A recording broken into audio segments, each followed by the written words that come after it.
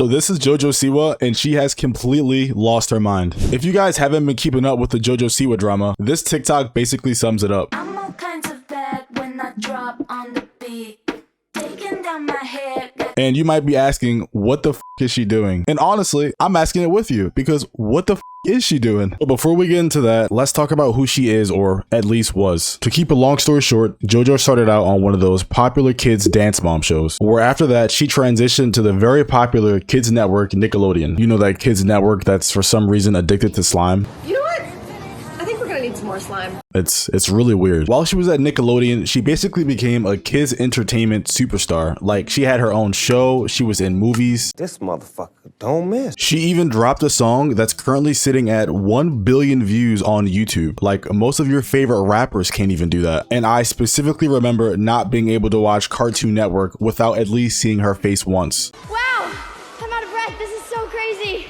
This is my first Blimp ever. It's so amazing. She was basically the face of Nickelodeon at one point, and with that extreme publicity, then she always had to maintain a wholesome and kid-friendly image at all times. And for my Minecraft players, the best comparison that I can give is probably Stampy Longhead and his mannerisms. But somewhere down the line, Jojo realized that she didn't want to be this kid entertainer anymore. When I signed to Nickelodeon, there was an incredible team. And then they left. And I was still there. And I realized that I am the only human in this world that is stuck with Jojo Siwa. Which leads us to where we are today, because I guess Jojo Siwa now has a bad girl persona. Did you all hear the one about Jojo Siwa stopping her New York City show to yell at a fan who dared to boo her?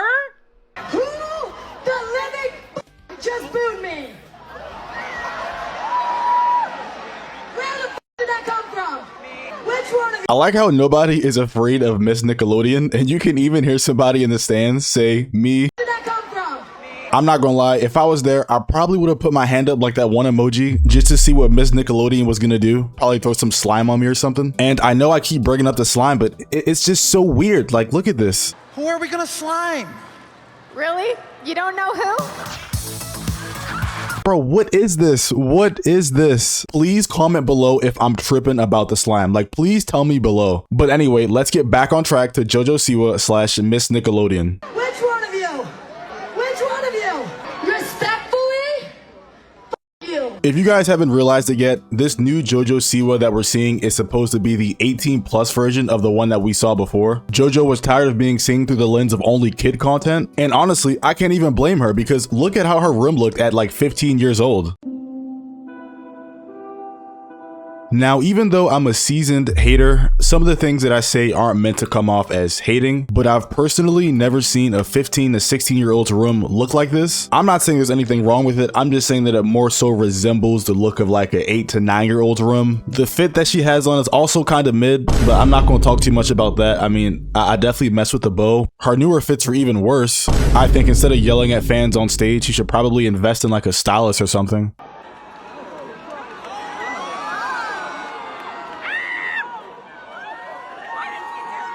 That person low-key sounds like the guy from SpongeBob that says, my leg. The funniest thing is, it seems like the people that go to these shows have no idea what to expect, and like they're just surprised every time. Like, for example, when she was on stage, she decided to pull out a bottle of Fireball, and it's just like, why? Why can't you just sing or do whatever? I've been in the press because I drank Tito's on stage. I'm gonna have fucking Fireball. We're gonna go. Da-da-da-da-da-da. Woo-hoo.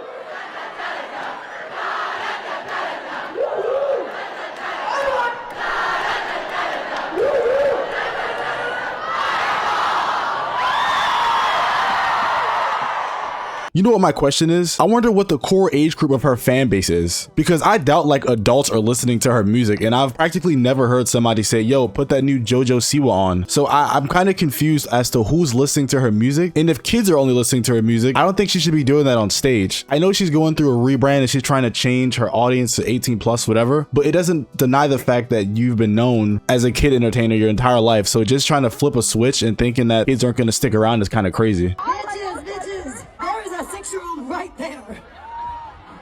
Why the fuck are you here? I love it. I am so here for it. You're awesome, dude.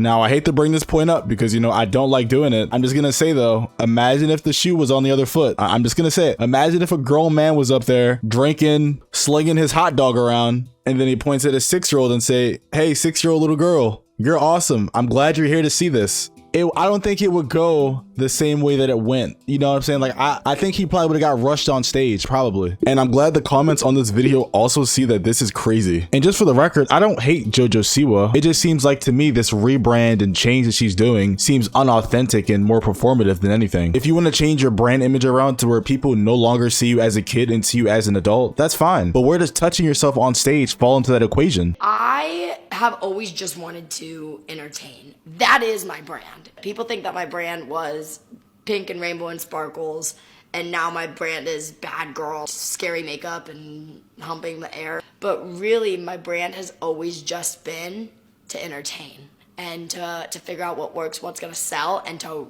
run with it. If getting attention was her goal, then she definitely succeeded in doing so. It's just that the attention isn't positive. In fact, it's almost overwhelmingly negative on every platform. And the main consensus I've seen is that people are just tired of seeing JoJo. This, for example, is one of her new songs, Karma, that she released. And I say one of her new songs very loosely because she didn't actually write the song. It was someone else's song that she was pitched. And she got a lot of backlash for that already, so we're not gonna go into that. But the point is, after the release of Karma, it was received awfully. Like, I haven't seen this many dislikes on a YouTube video since Call of Duty posted the Infinite Warfare trailer. And I don't think people disliked it because the song is bad. People just don't like this new over-the-top JoJo. So anything she puts out, people are going to hate on. Like, she's getting such a negative reaction because all of this just feels unbelievably forced, which in large part it is because she kind of admitted it. Really, my brand has always just been to entertain and to figure out what works, what's gonna sell, and to run with it. Run with it. But believe it or not, a lot of people on the internet value realness and relatability, and they just cannot relate with this new JoJo because it feels like she's trying to beat somebody else. If you know, you know. Y'all, check out this clip of Jojo Siwa boring the audience in England with her rant, which took away half the time of her minuscule 15-minute set. Meanwhile, the audience, crickets. Say, write your own songs. That's not even you singing. Not gonna lie, if I paid my actual money for this and she's just yapping on stage, her and her entire team would have to see me backstage for that. It's squabbling out there now. My advice for her going forward is just to be herself because this new persona doesn't fit her character, no matter how hard she tries to make it stick, and nobody likes it. Like, nobody. And I'm gonna end the video here. I really want to thank you guys for all the support you've been showing recently. Like, we just hit 27,000 subscribers, which is a crazy number, and we've been growing just so fast recently, and I just want to thank all of you guys for all the support. I'm thinking of possibly selling some OG hoodies, probably just a couple of them, just because we've been growing so fast. I don't know, just let me know what you guys think about the idea, and I will see you guys in the next one. Peace.